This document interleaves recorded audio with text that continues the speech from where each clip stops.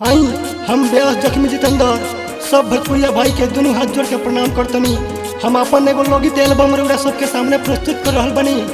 हमरा आशा ना बल्कि फुल विश्वास बा कि जेतिया रउरा सब हर कलाकार के मान सम्मान दुलार प्यार दिले ओतिया हमरा मिली। यदि हमरा से गीत लिखे में या गाँव में कोनो प्रकार की गलती होके तो रउरा सब माफ करी।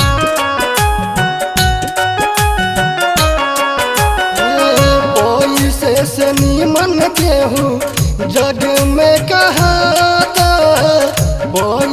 से नीमन केहू जग में कहाता, पैसे सहित आज साथियों भेटता, पैसे सहित आज साथियों भेटता।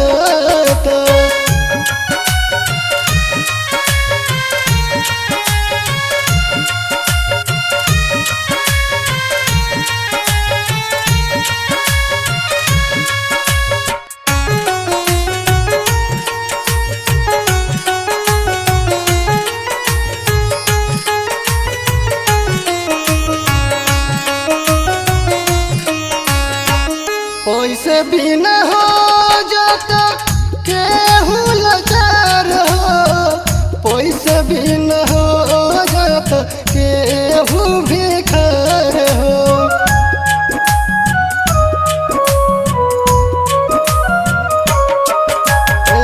पैसे बिना हो जाता केहू लाचार हो, पैसे बिना हो जाता केहू भिखार हो।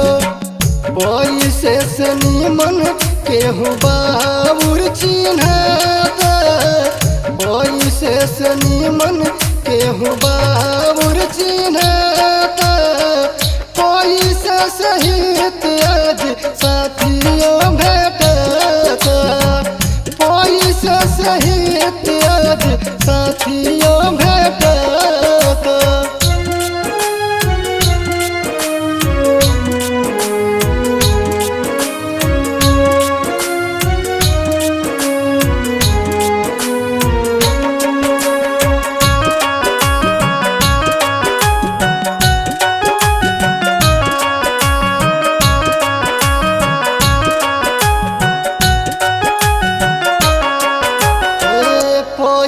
से बन जाता केहू चालाक हो, पैसे से खुल जाता केहू के आँख हो।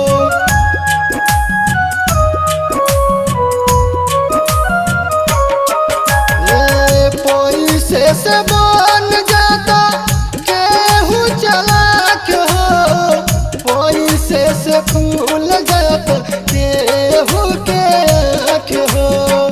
पैसे से वोट आज चुनाव में कीनाता, पैसे से वोट आज चुनाव में कीनाता, पैसे सहित आज साथियों भेटता, पैसे सहित आज साथियों भेटता।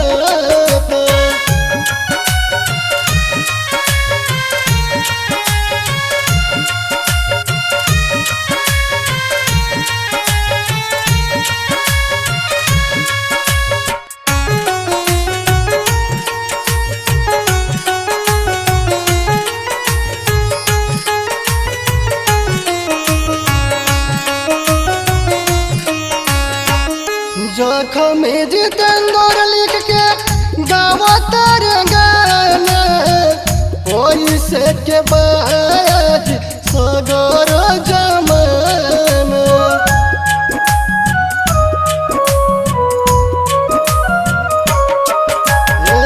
जख्मी जितेंद्र लिख के गावता रे गाना, पैसे के बाज सगर जमाना।